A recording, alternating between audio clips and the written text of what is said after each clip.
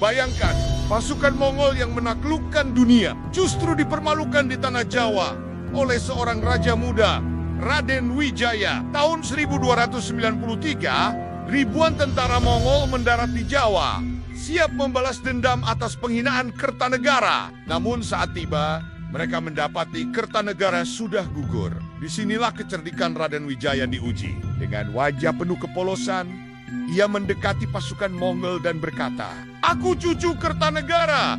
Bantu aku menjatuhkan Jayakatwang yang merebut takhta Singhasari Mongol Situjuk." Bersama pasukan itu, Raden Wijaya berhasil mengalahkan Jayakatwang. Tetapi setelah kemenangan, Raden Wijaya berbalik. Ia menyerang Mongol.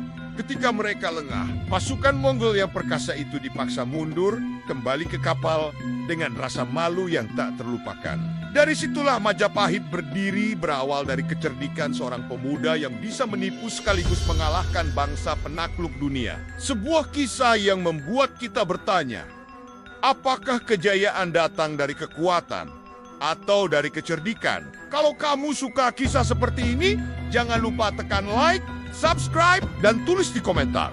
Menurutmu, apakah Raden Wijaya lebih hebat karena keberaniannya atau kecerdasannya?